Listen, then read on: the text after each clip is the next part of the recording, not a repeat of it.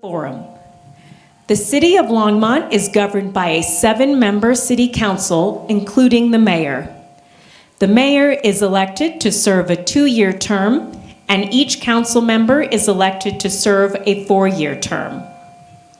For the coming November 4th election, voters will be asked to elect a new mayor, 1 city council member from Ward 2, and 2 at-large city council members. For the next hour and 15 minutes, we will begin by hearing from the 6 at-large city council candidates. The format will be as follows.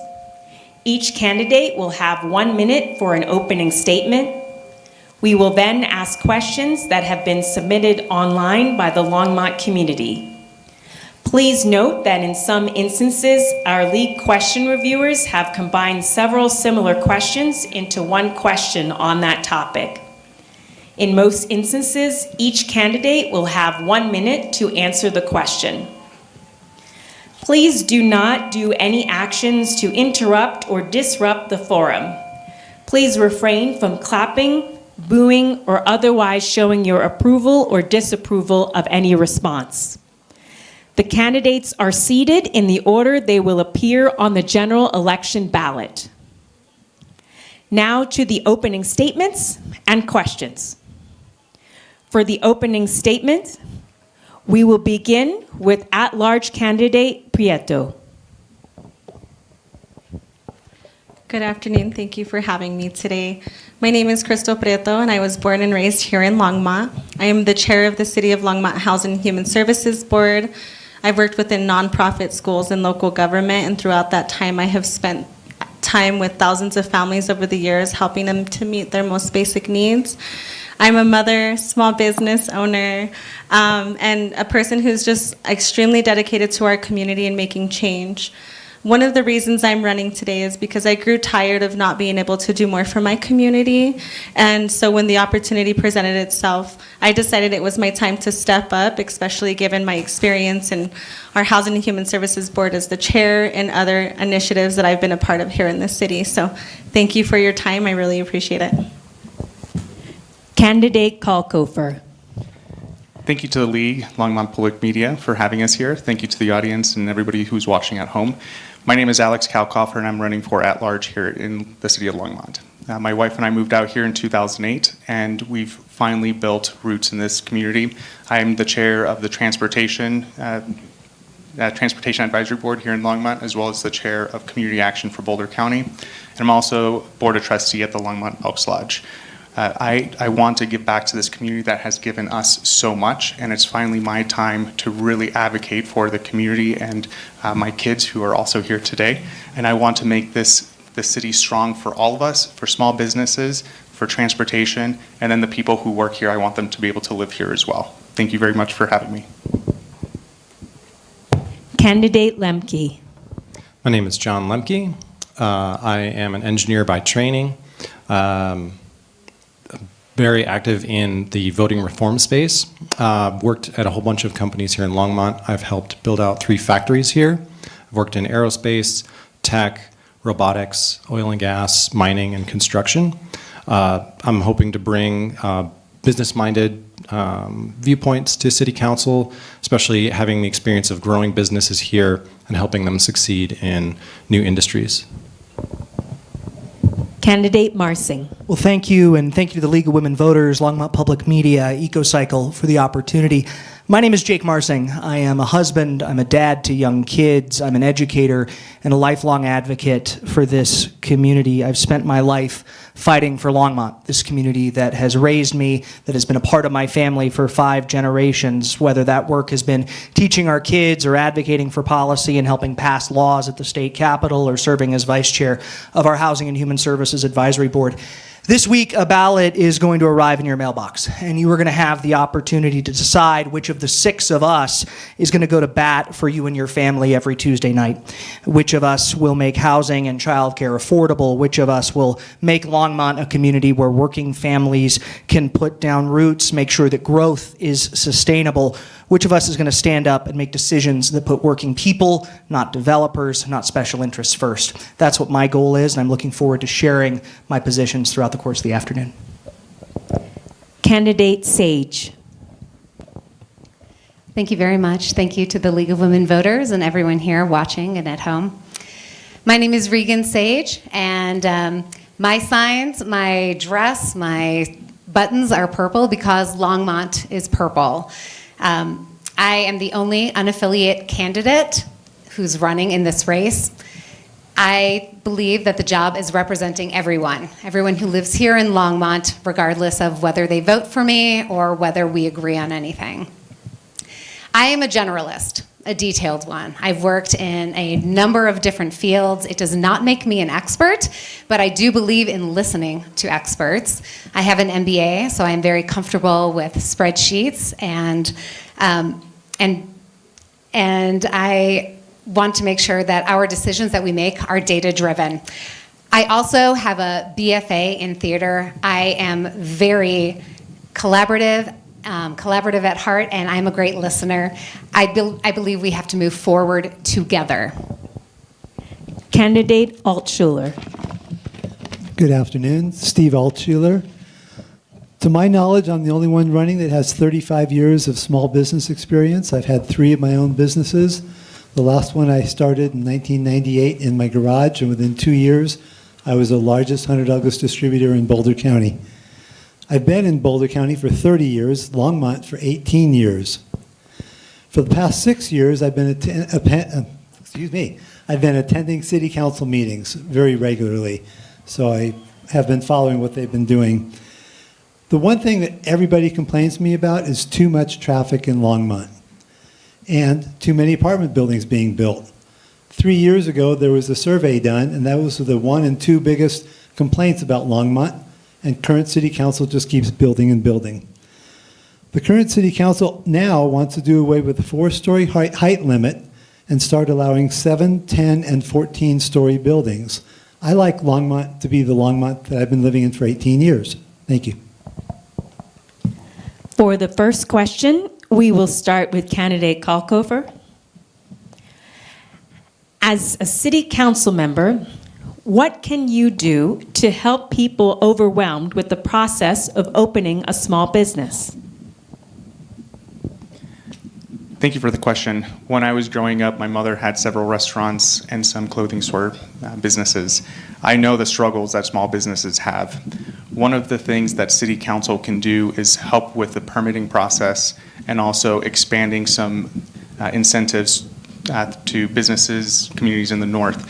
So one of the things that I can do is set up a business permit liaison to help navigate through the process to make it easier and faster for an entrepreneur to actually open a business. The longer you have to stretch out your loan, the harder it is for you to thrive in this market. So I want to make it easier for a permitting to go through as quickly as possible, but also expanding some of our, like LDDA is amazing, but once you get outside of LDDA, there's not many incentives for the businesses for signage or storefront rehab. So I would like to expand that into different parts and also work with the developers and the business owners so we can fill up some of these empty storefronts. Thank you. Candidate Lemke. I think the the big thing that we can do, that I would advocate that we do, is really streamline that permitting process. When I talk to local businesses, the time to get a permit just to open a coffee shop was many, many, many months longer than what they had planned for. It shouldn't be that difficult to open a coffee shop here in Longmont, and I think a lot of that just comes down to priority and making sure that whatever paperwork they have to fill out is easy for them to fill out, and then for the city staff to process. Because it's important that businesses get open quickly here, because as Alex said, sitting on the loan once you take it out is very costly if you're not making any money. And that's what I think we can do as City Council. Candidate Marsing. So I want Longmont to be the easiest community on the Front Range to open a small business in, and right now that is simply not the case.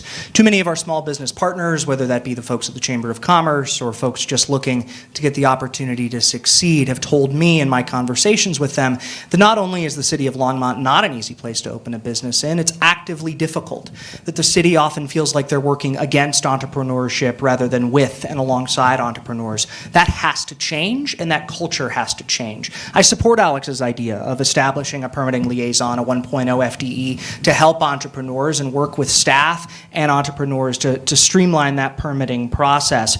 Right now, our process is broken. We must not just cut red tape, but make sure we have active advocacy for small businesses on our city council. Candidate Sage. I agree that our permitting process needs to be streamlined so that we don't have entrepreneurs really waiting to open up because they're waiting on the city to help check boxes or move their paperwork through. We also need to look at fees and taxes that the city charges so that we are not overwhelming our small businesses. I want to make sure that our small businesses that our large businesses here are not claiming any tax benefits that our small businesses also can't collect on. We want to make sure that this is friendly to small businesses. Currently, Longmont, 71% of our businesses have 6 employees or fewer. So the less paperwork that has to happen, the less onerous it is to navigate our systems, the better, because they just don't have the people to do that. It falls on the owner. And lastly, and maybe most importantly, we need to bring in more tourism so people outside of Longmont can come and patronize our restaurants and our businesses. Candidate Altshuler. Thank you. The rough thing about being number 5 or number 6 is everything intelligent to say has already been said. So we need to make small businesses easier to open. We need less fees, less restrictions, and we need to give some incentives to help new businesses come to Longmont.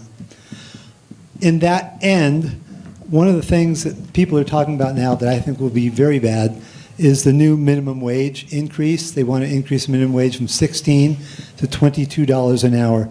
That's going to put a lot of our small businesses out of business. It's going to give us a lot more new unemployed people. The other thing is, when I had my business, I always attended the Chamber of Commerce events, and I have vowed to already attend the Chamber of Commerce events, talk to the business owners, and see what they need for them to be more successful. The fees and regulations are an easy one, but they will have other little individual needs that we need to pay attention to also. Thank you. Candidate Prieto. Thank you so much for the question. So as a small business co-owner with my husband of 17 years, he owns a home remodeling handyman. I mean, you need something, he can get it done.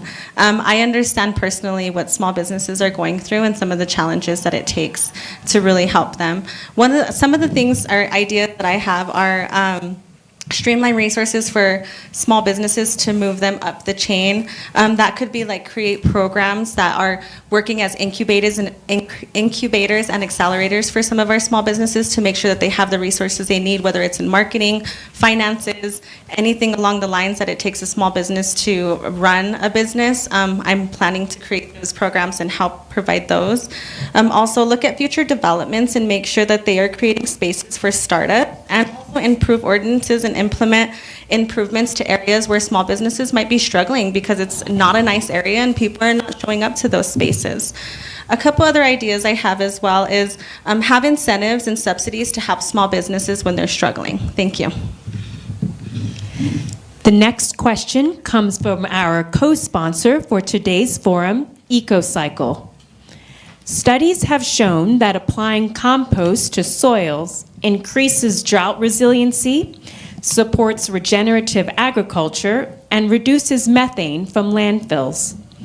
Do you support the diversion of food scraps and yard trimmings from landfills into beneficial uses, such as making compost?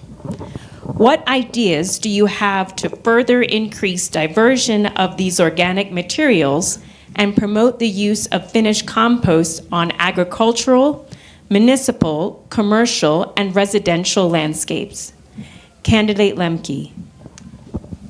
So I really appreciate this question because, yes, I really do want to divert more compostable material. I used to compost for a long time, but I ran into a challenge that a lot of people will run into in that the food rots in your compost bin because they only come every 2 weeks. I think if we really want to improve that, it would have to pick up every week. And I would love for us to allow people, just like we have a program where people can take induction cooktops, there's products that will dehydrate and grind up the food waste. That's countertop. Because I need to do something like that, and anybody who is in an apartment would need some other way in order to process that compost. Because there's a lot of effort that's going to need to go into it to make it easy for people, because having done it and being really committed personally, I found just how hard it is to make composting effective.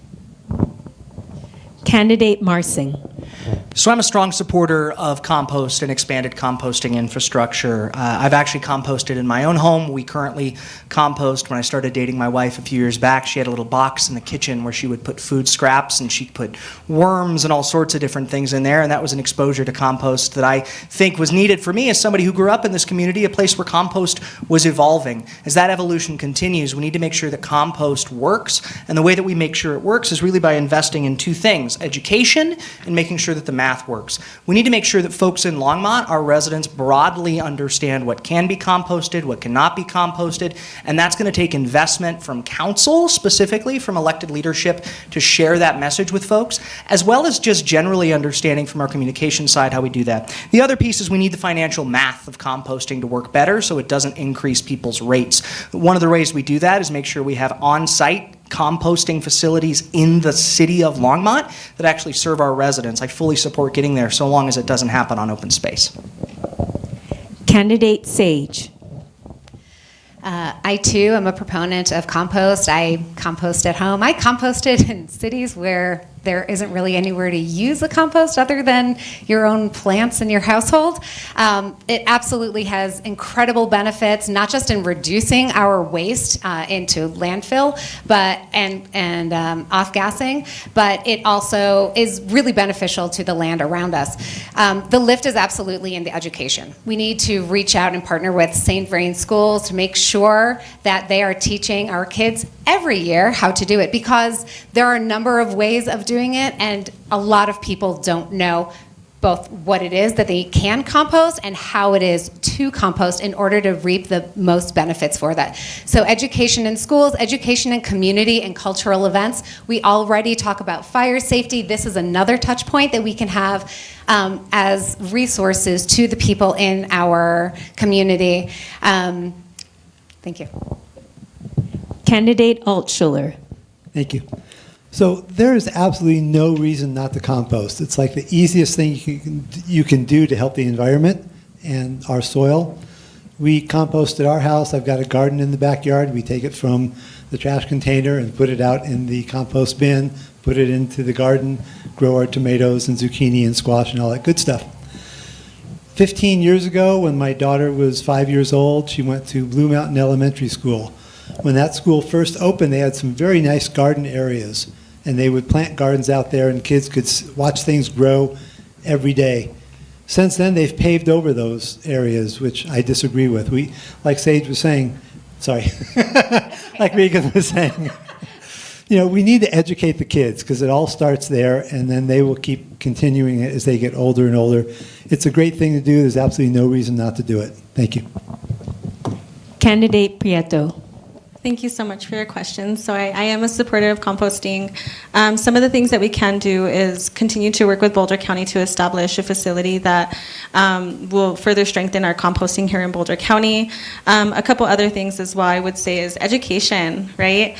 I don't know 100% everything that can and can't be compost. So I think it's going to be the city's responsibility to make sure that we're getting that education out there as we move forward with these efforts, and being culturally sensitive to that as well, and making sure that everybody understands everybody has the tools they need, and it's not creating undue fees or expenses that some of our community members might not afford. I would also say, in addition to the education, combine it with efforts that make people excited, like growing your own food. As we move forward to the future, it's going to be so important that not only do we learn how to grow our own food, but that our children learn how to grow their own food in the event that we need to have that knowledge and do it moving forward, not only for our local food banks and other organizations that could use it, but for ourselves. Thank you. Candidate Kalkofer. I love composting. When we got our compost bin, when it first started, A1 Organics was the provider and still is the provider, and we composted everything. And like everybody else said, education is really important. There's a lot of compostable products that look like plastic products, and I think that is a detriment to our composting effort. A1 Organic only will take yard waste and food scraps now. You can't put any other material in there like coffee filters or paper plates or anything like that, because the contamination. When you talk to our providers who are picking up the compost, if they see contamination, they have to turn off their truck and climb into the truck to remove the contamination. So we need to educate the community. If we can get it locally, we can also generate some revenue. The city has great utilities, and we can get some money from the tipping fee from the communities around us as well. Thank you. The following question is a two-part question, and you will have 90 seconds to respond. After a great deal of press and public engagement about the proposal to exchange some of Longmont's open space property, the Distal property, with the Toll Public Works property, in order to build a regional compost facility with Boulder County and develop city infrastructure, it appears City Council has tabled the decision. Do you support the Toll Distal land swap? Why or why not? And should all proposals that involve selling, trading, or disposing of open space land go to voters? Candidate Marsing. So I'm proud to be, at least to my knowledge, the only candidate who was opposed to Distal from the jump. I felt that that was a bad precedent that the council was potentially setting, where after a 75% approval of extending the open space tax in perpetuity, council was then telling the city and the residents of the city of Longmont that that open space was negotiable. Open space is not and never will be negotiable for me.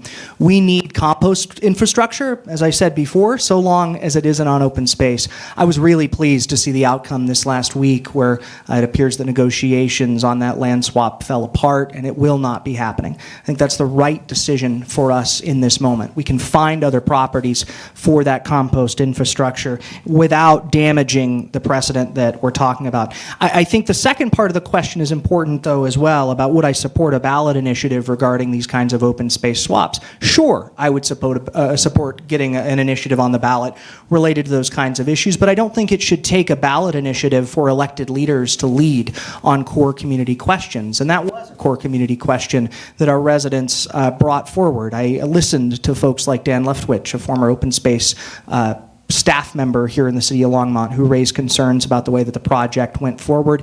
I was proud to be out in front opposing that Distal Toll land swap. I am supportive potentially of a ballot measure in the future, but only as long as that ballot measure is combined with strong leadership from council to protect our open spaces. Candidate Sage. So I agree that the Distal Toll land swap done completely at the city council level would erode public trust, which is already at pretty much an all-time low right now. We need to earn back the trust of the people who live here, and that means not acting unilaterally in what we think is the best interest, even if two different sectors of the government own a said piece of land. The people of Longmont have voted to protect our open space. We cannot say that this space is going to be traded for something else unilaterally. I do believe we should have a referendum for it from the people. If we are to do it at all, it should go on the ballot. There is absolutely nothing pressing about this. There is no hard offer from Boulder County to do it. It is an idea that has been discussed. There have been other ideas as to what will happen with that land. So what we can do is even though they didn't put it on the ballot this year, we can put it on the ballot next year and allow the voters of Longmont to determine whether or not they think it is a good idea to have this land swap. I think that's all I have to say on that. Candidate Altschuler. Thank you. So I was against I always pronounce it wrong, Distal land swap. City council should not be taking public space and just swapping it back and forth for any need that might arise. It makes for a really bad precedent. When land has been given or bought by the city for open space, it should stay open space. Would I support a ballot measure? I'd be perfectly fine with that, because ultimately we are responsible to all the citizens of Longmont, and if Longmont wants a certain something to happen, it's our responsibility to make it happen. On smaller issues, you can't have an election for every little thing that comes up, and that's where city council can just make a decision and run with it. But for something this large and going on for the next 30, 50, 100 years, I think it'd be very prudent to actually have the citizens speak and see what they want to have done. Thank you. Candidate Prieto. Thank you so much. So I do not support that, the land swap. I was opposed to it, and I was really happy to see our community come out and voice themselves on that. I think that's how our city learns what the community wants and needs, and I think moving forward, our staff will be a little more careful in considering like what moves we're doing and decisions that we're making. I would like to echo Marsing in that we need to make sure that we're really listening to the people, and it shouldn't take a ballot initiative for us to be able to make the decisions. I think it's extremely important that we don't create more roadblocks to make further decisions in the future.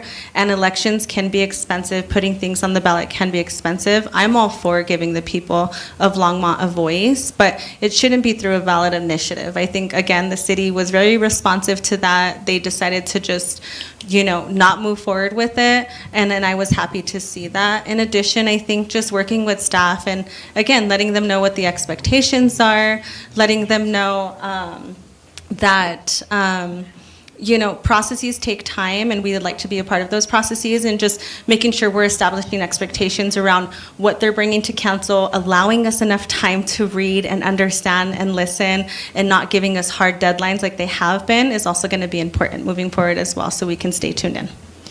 Candidate Kalkofer.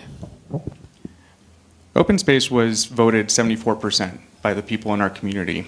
I thought it was a disservice that the city came with a proposal for something that had so much backing. I am all for composting, and I believe with something that has been voted by so many of us. When was the last time anybody voted more than 50% for anything? I think it's a disservice for the city staff to bring something that has that much backing. I do believe we need a compost facility, and with something that the voters voted on, it's something that city council should not vote on. They should have a referendum to put it on the ballot if that is something that they want to do. And I also want to make sure that we are building public trust, because there is a lot of trust that we need to gain back from the residents. And doing something that feels like shadow government is not going to help build trust. And I am for composting, and I would want that as an individual, but not as city council. I think the people need to decide that, but really the city staff should have looked at another site that is more feasible instead of that Distal toll plot. Thank you. Candidate Lemke. I think I'm going to be the outlier here. For people who don't know what we're talking about, the city bought an open pit gravel mine with open space money. Right next to that piece of property, this Public Works Department owns a piece of property that is 50% bigger. City staff proposed that we do a swap between the two so that open space gets what is currently the Public Works Department. Personally, I don't have an issue if that's the right thing for us to do. I would not, as sitting on city council, I would not have voted for it. I would send it to the ballot because that is a values judgment that the citizens of Longmont should make, separate from what my personal beliefs are. To be clear, that open space we won't get to use for several years because it has to be reclaimed before anybody can go on it, use it as an open space. Some of the criticism I struggle with because the city staff should be presenting things that are big and bold that do get shot down. For us to be so negative on city staff when they do suggest something, we'll just make it so they don't make any suggestions in the future. And I don't want to not have people come with ideas that maybe are not good just because they're now afraid to ever suggest anything. And I think that's a dangerous precedent to set, even though it would not, the right answer in the end is probably not to do the swap, but I don't want to make people afraid to suggest these types of things. Do you support the Longmont City Council holding a study session soon on single and multi-winner ranked choice voting, also known as RCV, to consider placing an RCV charter amendment question on the 2026 ballot? Candidate Sage. I mean, in short, yes. I absolutely think that we should have a study session about it. I think ranked choice voting, the right kinds of ranked choice voting, there are a variety out there, but I have had numerous discussions with Dylan Rankin, who is proposing this ranked choice voting. I 100% believe that there will be significant voter satisfaction in it, but I also believe that the voters are the ones who have to choose whether or not we adopt it. I don't believe, and I don't think it's being proposed that City Council moves unilaterally on it, but I do believe that this is something that the voters have to choose for ourselves. I think that having conversation about it will further people's education, which is really important. We should make an informed decision about this, but I do believe that it will have really beneficial impacts for it. Happy to have a conversation with anyone after. Candidate Altschuler. Thank you. I know that later John will shoot me down on this, but there's nothing wrong with having a study session. In my mind, though, there is nothing in our state constitution or our federal constitution about allowing ranked choice voting. So I would be, in general, against it unless there was a whole lot of evidence that can sway me. But I'm a constitutionalist, and I think that's what we need to follow. Thank you. Candidate Prieto. Thank you for your question. So I'm all for finding more equitable ways for people to run and have equitable access to sitting in a position or a seat for office. I think ranked choice voting is just one piece of that. I think we have to look at the entire piece and make sure that we're looking at all aspects, because I don't know that that's going to be the solve-all, end-all. I would say, do I support a study session? I do, but I also want to be sensitive to the fact that we have a lot of pressing issues in our community, and council has so much time to work on different things. And so would this be on the top of my priority list right now? No, but would I be open to it in the future? Absolutely, just depending on what issues are on the table, what solutions are needing to be solved right away, and just prioritizing it. Thank you. Candidate Kalkofer. I absolutely support a study session for ranked choice voting. Before we decided to run for city council, there was a lot of conversations about who was going to step up and run, and there was a lot of heartbreak when we were trying to figure out, or at least I was trying to figure out, how this election is going to play out, because there's 2 seats in this election and there's 6 of us, and there's going to be a lot of vote splitting that potentially happens in this race, and the majority of who will win these 2 seats might not get the majority of your vote. So with ranked choice voting, I would definitely love to see a study session. We also need to educate if that's the way that we decide to go. People don't know how to do ranked choice voting because it's not something that Longmont has done. So we also need to educate the community on how it will work if it does go through. Thank you. Candidate Lemke. I feel like this question was made for me because I co-chair RCV for Colorado, and I helped found ranked choice voting for Longmont. Spent a long time with Celeste and members of the League of Women Voters putting together the proposal for Longmont to adopt ranked choice voting. I appreciate Steve's concerns. Thankfully, the Supreme Court has ruled on the constitutionality of ranked choice voting, so it is absolutely allowed. And I think that it is a pretty critical step for us to take away the need for people to, one, run strategically, because these thoughts ran through my head on, do I run, do I not run, are we going to split the vote? And the same thing with voters. The people have to vote strategically. Who are the two front runners and which one do I think has the best chance of winning? We see that in municipal elections, the winners 80% of the time. It's just whoever raises the most money, and I would like to reduce the influence of money in local elections, and I think this is the way. Thank you. Candidate Marsing. So I don't just strongly support a study session on ranked choice voting. I strongly support the implementation of ranked choice voting by the 2027 Longmont municipal election. I think, as Alex said, as John talked about, this race is a great example of why ranked choice voting is fundamentally needed in our community. A few decades ago, Longmont was a city where the questions we were asking on our ballots were growth, no growth. Things have changed as Longmont's politics have changed.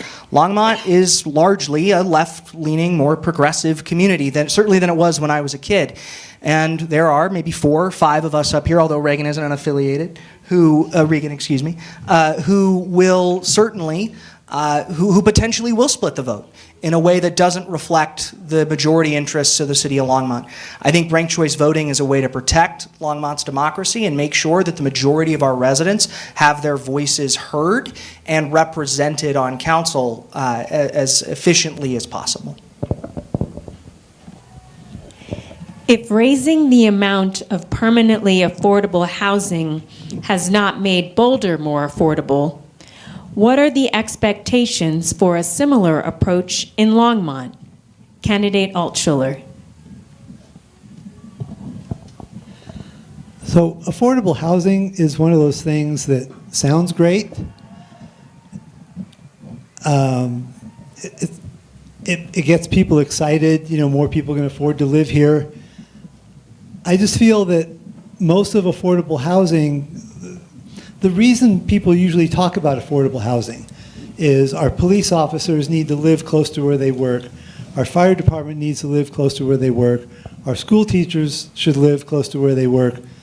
We've got a few thousand affordable housing units already. We don't have that many police and fire and school teachers. So in that regard, I think we're completely built out.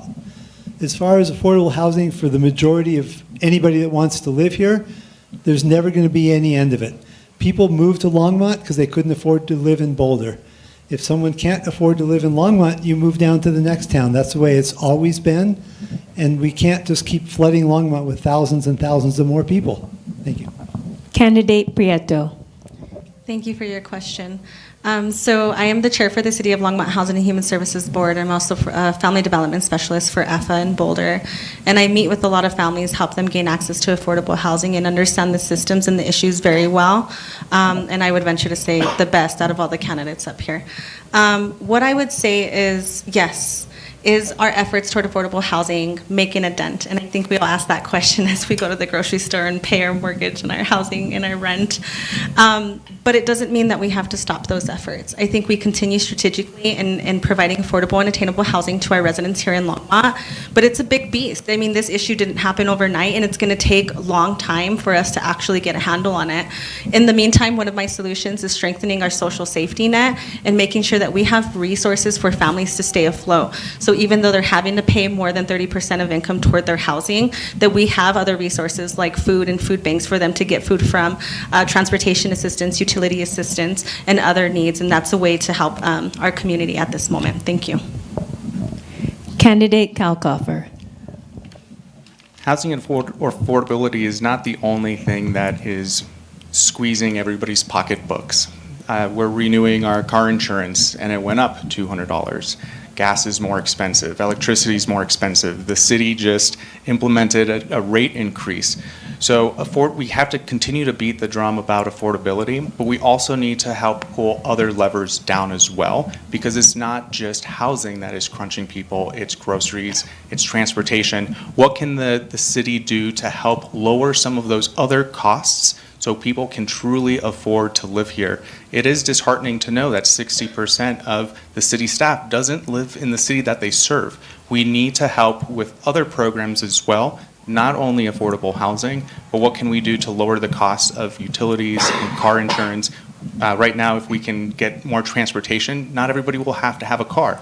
So they would save some money on insurance and gas as well. Thank you. Candidate Lemke.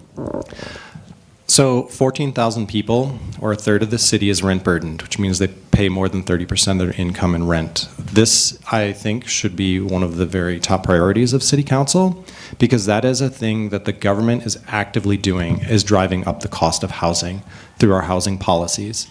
It's very difficult to go through all of it, but I would like to legalize more types of housing that have traditionally been affordable. In 65% of the city, you can only build a large single-family detached home. And most of the other part, you can only build large apartment buildings.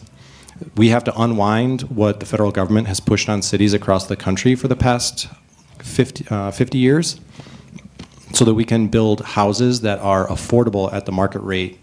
I don't think the government will ever be able to build enough subsidized housing to house everyone and get people to not be rent burdened. Candidate Marsing. So the question framed the affordable housing discussion in the context of Boulder and Longmont, and as a fourth-generation Longmonter, I will always side with Longmont on this question, because Longmont has always been the economic and ethnically diverse heart of Boulder County. And I think when we talk about housing, I think it's, frankly, I'm going to reject the premise of the question a little bit, because the challenges Longmont is facing from a housing perspective are very different than the challenges that Boulder is facing. We're actually in Longmont, partly because of the work Crystal's been doing, because of the work that I did when I served on the board, because of some of the things that we've changed over the last few years in our policies, we're seeing rental rates begin to flatten. We're seeing vacancy rates start to go up on the rental supply side. The challenge now is, how do we meet the next step? How do we make Longmont a place that working class families can actually afford to buy a home and put down roots in? That's what the task is in front of this council. How are we going to make it so that young families, working families, can build equity and wealth in our city? And the way that we do that is by making sure that that number of 50% of our residents not being able to afford to buy a home here changes through smart growth and smart policy. Candidate Sage. So partially, we have a systemic issue here. The affordability question, especially in housing, is happening across our entire nation, and to be honest, across the entire developed world. There is no fantastic magic bullet. It would be amazing if we could just all look at one model and copy that. That's just not what it is. In Longmont, we are missing some housing that could be very helpful. I do think the path to home ownership is something that we really need to investigate, whether it's through dealing with the financial aspect of it, making sure that people who are normally not served in that market are able to find financing to buy homes, but also we should be building smaller. Smaller homes are less expensive to build, less expensive to maintain, less expensive to heat, less expensive to cool. You don't need to fill it with a lot of stuff. It makes things much more affordable if we can build smaller, and we have falling household sizes year over year since at least 2018. Do you have plans to help build more public transit and make the city more walkable and bikeable? Candidate Prieto. Yes, absolutely. I think Joan Peck did a wonderful job in pushing us forward with our transportation, and continuing that mission is going to be really important for Longmont so that we can advance and grow. I think just looking at our current infrastructure and making sure that it's meeting the needs of our population, making sure streets are safe for our pedestrians and students alike, making sure that we have bike paths so we can continue to stay healthy as a community. And also, I just want to note as well, and making sure that as we advance, we're being really sensitive to folks who may be hard of hearing or hard of seeing. Just the other day, I saw a woman who was hard of seeing, and she was right at the intersection on the right by the street, between rocks and the street, and she didn't know where she was going because the sidewalk had changed. And so I think, yes, let's advance and let's push forward, but let's also remember that there's other folks in our community who are used to things. They're used to things being a certain way, and making sure that our community is a part of that growth as well is going to be important. Thank you. Candidate Kalkoffer.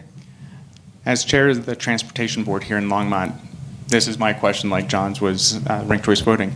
We need to make sure that we are implementing Vision Zero, which is now called transportation safety. We need to make sure that everybody who is using our transportation network arrives to their destination alive. We need to make sure that we're also efficient. There's a lot of partners, even though you're using one road, there's a lot of different partners that we need to work with, RTD, CDOT, to make sure that those roads that are under their purview, we are working in lockstep with them to make sure that we're being efficient as well. Weld County is growing. We're growing. We need to make sure we have a resilient transportation network to make sure that we're not stuck in traffic. We need to hold RTD accountable, and I will hold them accountable to give us the routes that we deserve, like the $100 million for the fast track, as well as a bus to the airport, because I'm sick and tired of having to go to the airport where my wife is and not having transportation because there's no bus. Thank you. Candidate Lemke. We should definitely be very, very much on board with making our roads safer. It's really disheartening to hear that 5 to 10 people a year die on the roads here. I would personally start with making just the intersection safer for children. Around every single school, the intersection should be prioritized for children's safety. All you have to do is stand in front of any school when kids get out and watch how fast cars go around those corners. If that is not one of our absolute top priorities, then I think that we are missing the ball. Public transit, I personally love it. I've ridden a lot of trains in different countries around the world. I think one of the challenges is we have a cultural decision that needs to be made, whether we are going to allow the density required for public transit to be sustainable or not. I think that we need to do it incrementally. Bus rapid transit systems are the next step, which is happening along the diagonal. And if that pans out, then we'll be able to prove that we can handle train as well. Candidate Marsing. So there are a few things that I would want to prioritize, and the first is making sure that Longmont is invested in and has leaders who are loudly and clearly advocating to finish FRPR, Front Range Passenger Rail. I was 9 years old when John Hickenlooper got on my television and told me we would have a fast train across the Front Range. I am today 30 with 2 young kids. We have no train, and Longmont spent $625 million for a service that we have yet to see even shovels in the ground on. If we want to address broader regional transit issues and local transit issues, FRPR is the last best hope that we have to make sure we get there. I also want to make sure, speaking of RTD, that we are getting what we pay for from RTD. Until very recently, Longmont had lost direct service between Denver, Union Station, and the city of Longmont. When I worked at the Colorado State Capitol, that was something that I relied on. We need to make sure that we hold RTD's feet to the fire. We also need to expand Ride Longmont, which is one of the great leadership revolutions that we've had in this city over the last few years. We need to make sure that that is accessible and available to every single resident who wants to use it, and finish the work of Vision Zero. Candidate Sage. So we have Ride Longmont, which is fantastic. We have Flex Ride. We have some busing that works. We absolutely need more. We need more consistent and frequent bus scheduling. We need the train to be finished. We need a bus route that goes to the airport. All of these things are true. And we have an excellent opportunity to start testing and implementing different ideas that we have when Sundance comes to Boulder in 2027, because we will have a real immediate need then to make sure that tens of thousands of people do not choke up 119, that we can easily and officially get people from Longmont to Boulder and around Longmont when they're here, so that that experience is a positive one for the people who live in Longmont, that we are able to reap all of the benefits of having that here without having to worry about the negative impact of a bunch of cars choking up our streets. Candidate Altschuler. Thank you. So with public transportation, as Paige was saying, buses going back and forth from Longmont to Boulder, that would be a great use because there's a lot of traffic there already. Around town, I think it'd be a lot more difficult because we're so spread out. The progressives want to do what's called a 15-minute city. That's one of the reasons they're pushing 10, 7, 10, and 14-story buildings. It's one of the reasons they're building all these apartment buildings. They want to make everything so dense that you don't need cars, and then they'll end up outlawing cars in Longmont proper and force people to take public transportation. It doesn't help the senior citizens a lot or the single mother with 2 kids as they're dragging around kids with them to go places. Oh, sorry. I forgot what I was saying now that you held that up. So public transportation is great. We need to keep kids safe. I'm not in favor of 15-minute cities. That is not Longmont. I want to try to keep Longmont Longmont and not turn it into Denver. House Bill 24-1007 became effective July 1st of last year. It took away Longmont's right to limit the number of unrelated people living in a house. The goal was to make housing affordable, but if investors buy up single-family homes and turn them into multi-bedroom moneymakers, how are working families supposed to compete with that to achieve home ownership? You'll have 90 seconds for this question. We'll begin with candidate Kalkoffer. There's a lot of laws that go into effect that have well intentions, but when government doesn't have enough study sessions or they rush something through, there's a lot of unintended consequences. And we see that a lot in the city of Longmont. We see that a lot in the state of Colorado, as well as nationally as well. We need to be concerned about the unintended consequence, and I really wish that the state of Colorado had looked at other states that also had similar laws that were passed. I think it's a disservice that we did that because now it's also a health issue as well, and public safety issue, where you have a lot of people in a small amount of town, part of town, and we don't have infrastructure for transportation or getting people around town safely. And I think that we need to go back to the state and really work with them as a municipality, work with Boulder County to really advocate and go back to the state to change some of that law to make it so it's not having the unintended consequences that we're seeing, especially up in the north as well. There's a lot of residents who do not want that, and we need to be concerned about the unintended consequences. Thank you. Candidate Lemke. So you give me a nod if I understand this, but basically the law says that we can't do what Boulder did and say only 3 unrelated people can live in an apartment together. Is that correct? I can't answer the questions. Okay. That's your job. Well, that's what I understood this to be. I'm not familiar with the law. I can tell you when I went to college, we had 4 unrelated people living in an apartment. Boulder, for a long time, only allowed 3 unrelated people to live in an apartment. Same thing with Fort Collins. The students there were fighting to allow more unrelated people to live in apartments together because that's the way that you can live affordably. So it was tackling and addressing a serious need that students faced.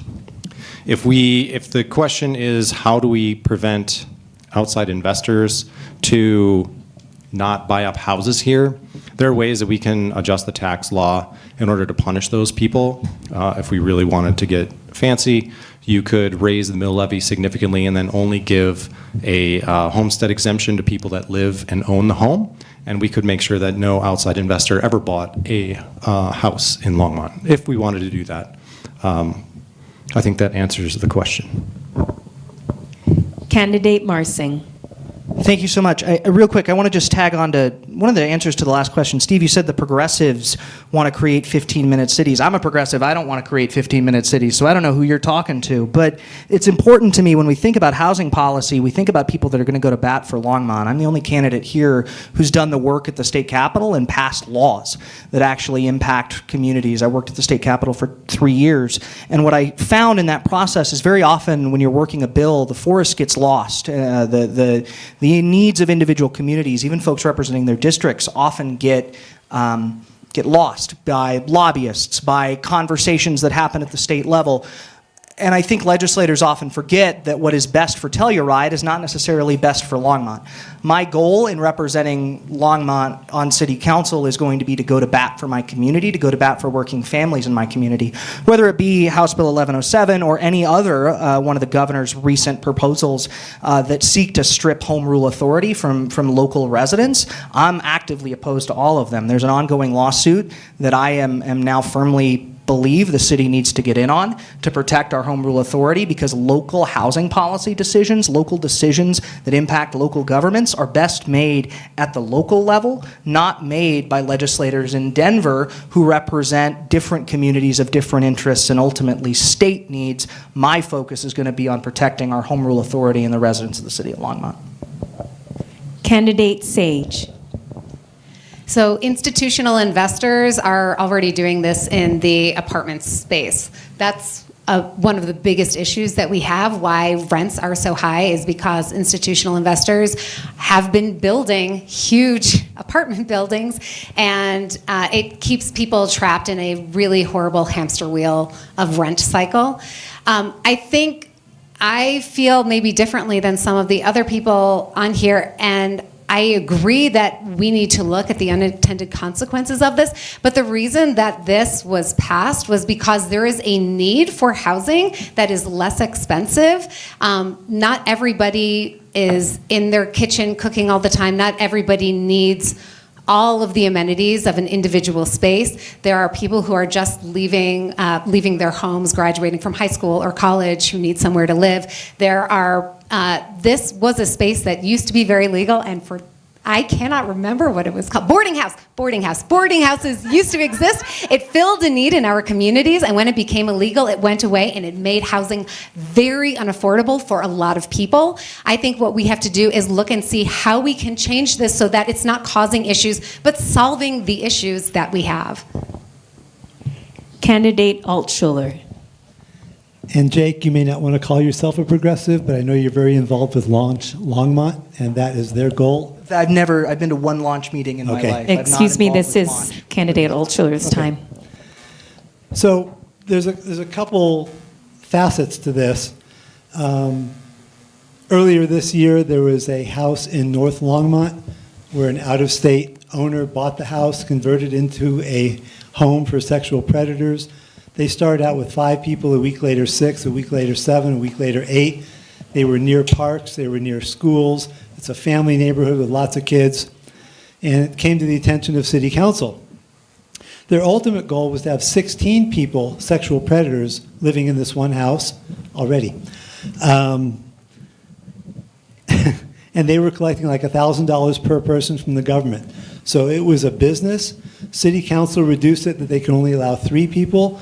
My ideal would be to have no more than 1 felon in a household and make sure that that's not the kind of business we have in Longmont. Thank you. Candidate Prieto.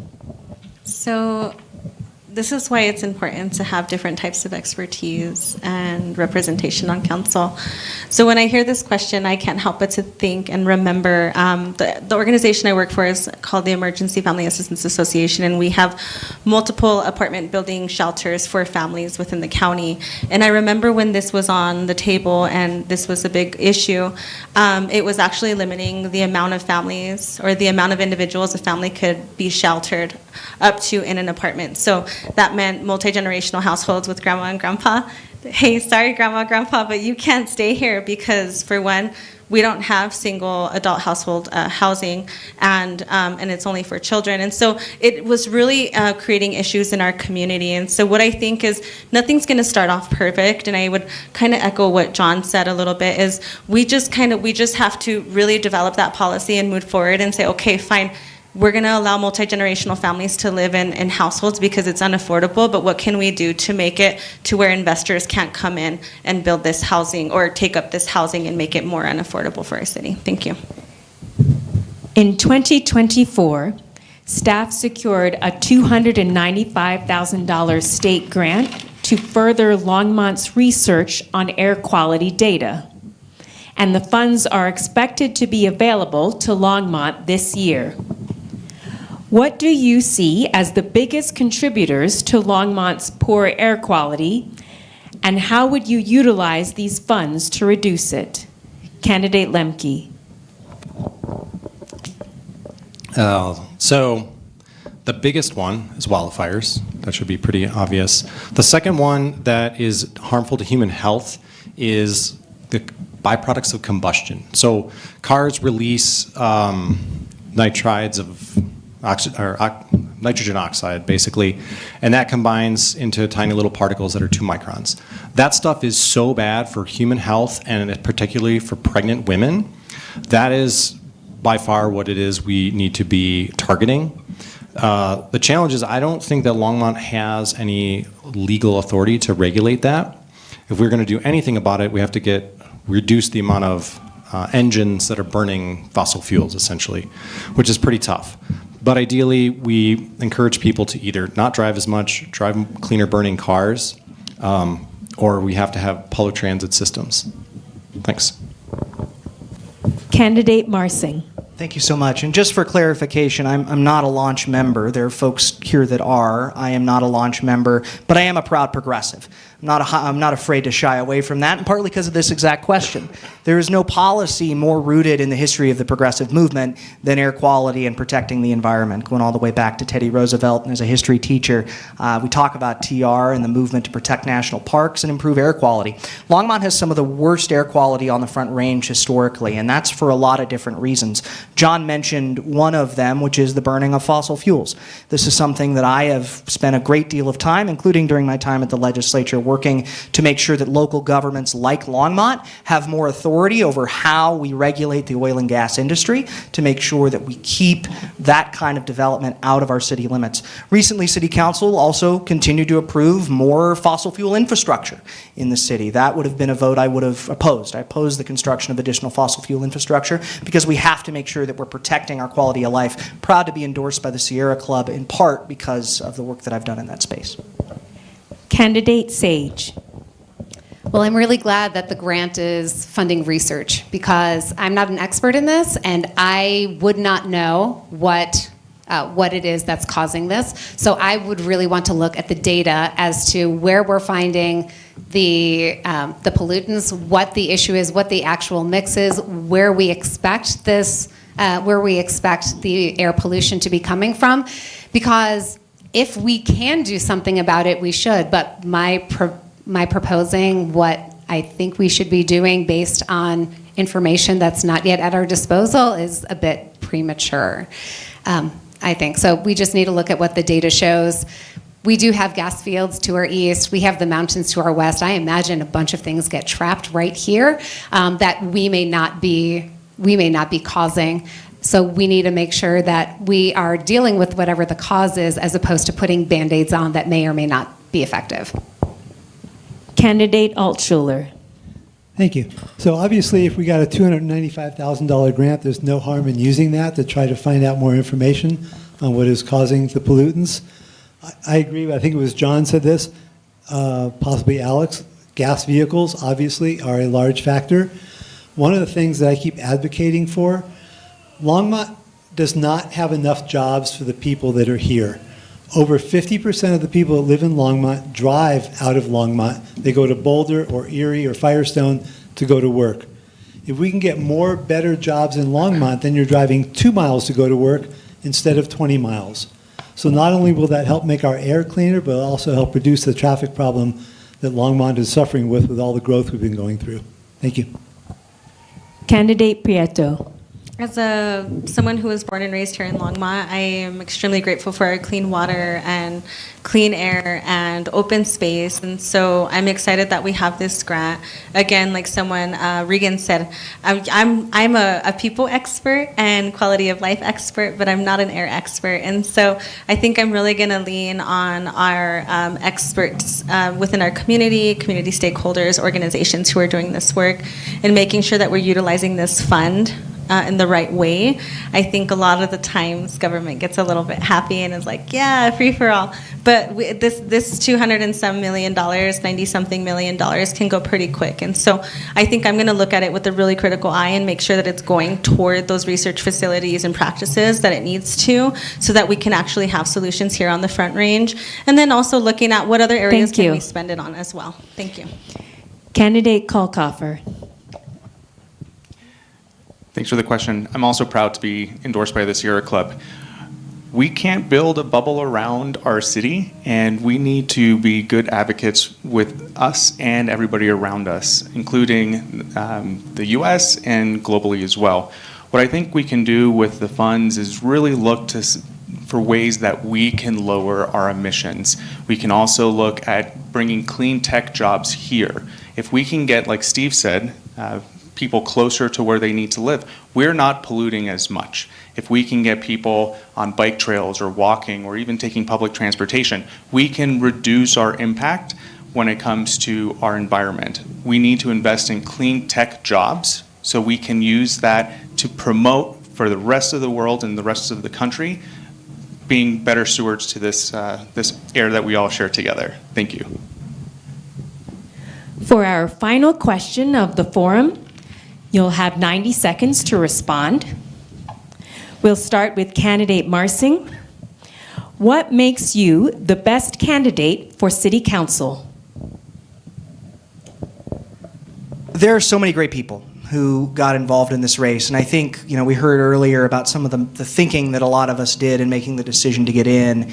And part of the thing that I've thought a lot about over the period of the last few months is all of the strengths that so many people bring to this conversation.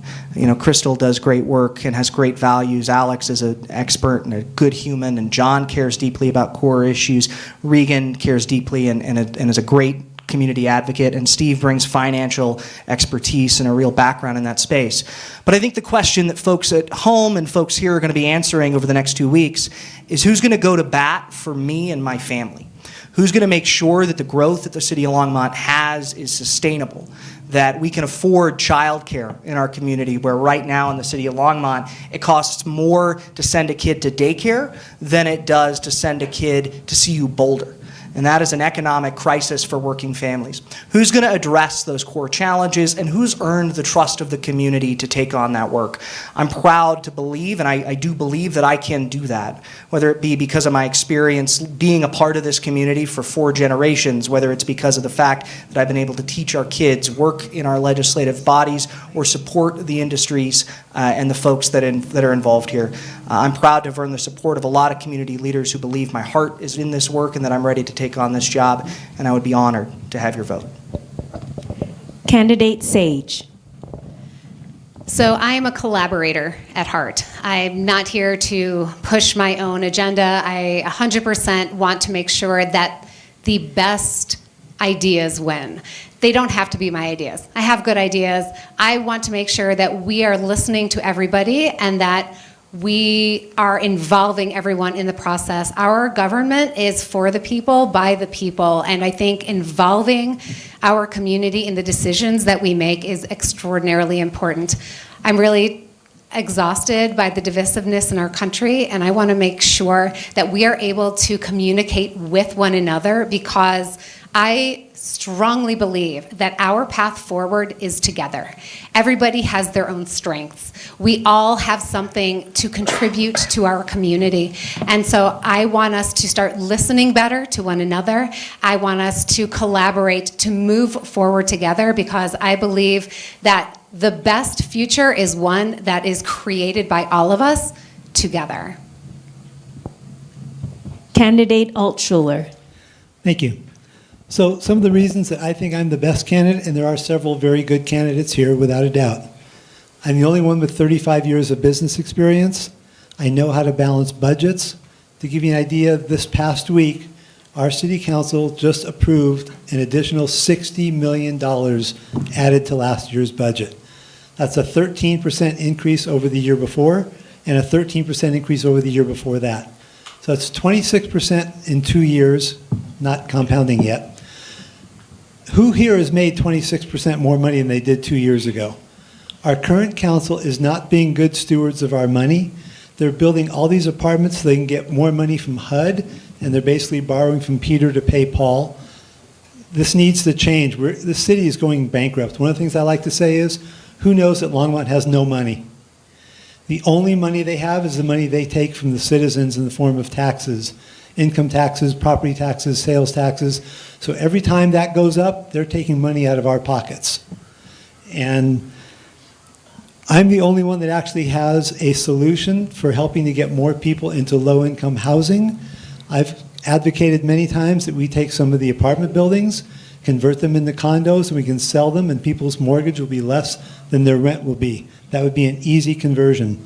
And I want to keep Longmont with no 7, 10, and 14-story buildings that will make traffic an even worse nightmare than it is right now.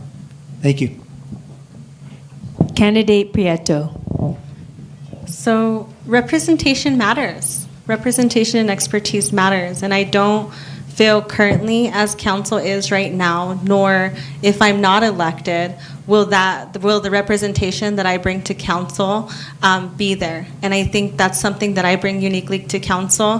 One, I'm a mom raising 2 young girls here in Longmont, so I understand the challenges of parents and finding activities and school and everything related to children here in Longmont. I'm a wife of 17 years to somebody who owns a small business, so I understand the issues that small businesses and the challenges that they face, and I'm willing to bat for them. In addition, I've worked within our local government, nonprofits, and school district, and I've met with thousands of families over the years and continue to meet with families and hear their challenges. And these are vulnerable populations, and understanding what their needs are. I have a comprehensive understanding of the systems that currently exist, how they're working, and how they could better work together to serve everyday people like you and I. I understand the unique challenges of housing and food insecurity and everything that comes with it, and no one at this table nor on council right now does. And so what do I bring? That's exactly what I bring, is representation.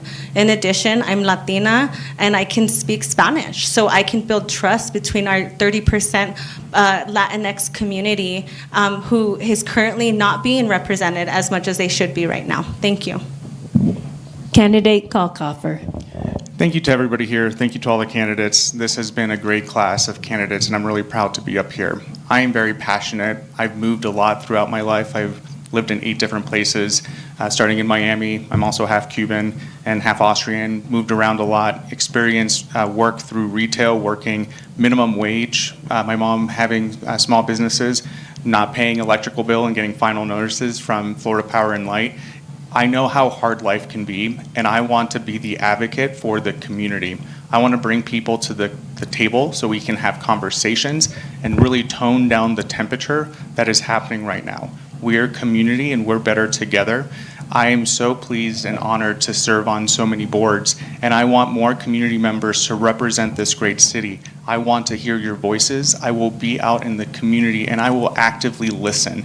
Whatever you have to say, I will sit there and I will listen to what you have to say with an open heart so you can say everything that you need to say, because I want to represent you and I can bring that back to City Council so we can progress together as a community, because it doesn't matter who you voted for. If there's a fire that's coming down the Front Range, it's going to affect all of us regardless of who we voted for, and I can bring everybody back to the table so we can have civilized conversation so we can progress together. Thank you so much for having me tonight.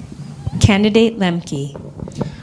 I think there's 2 big ones, the reasons that people would want to vote for me. One is my technical background.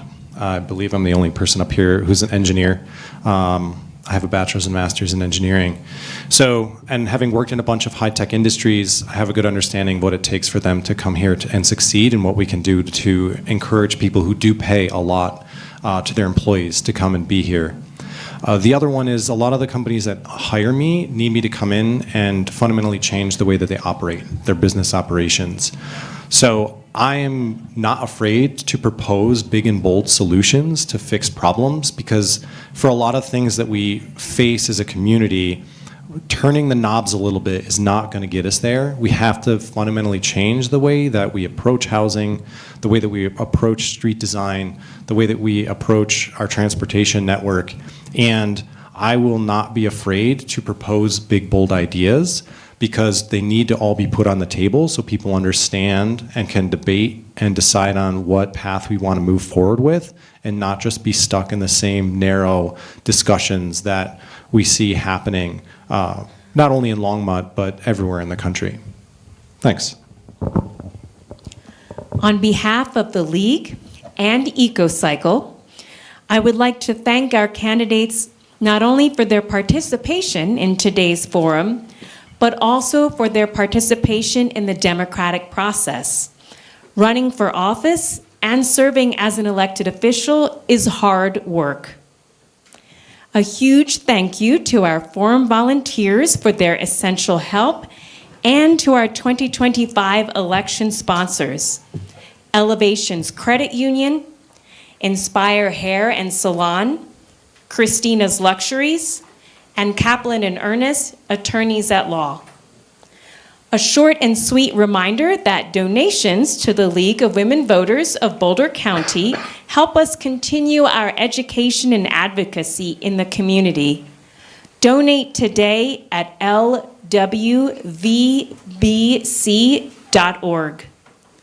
For more information about the upcoming election and the candidates, please go to the League's premier voter information guide, vote411.org. That's vote411.org.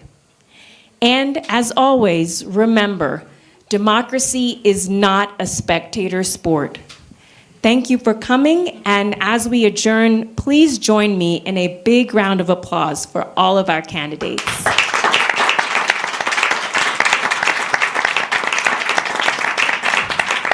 Thank you.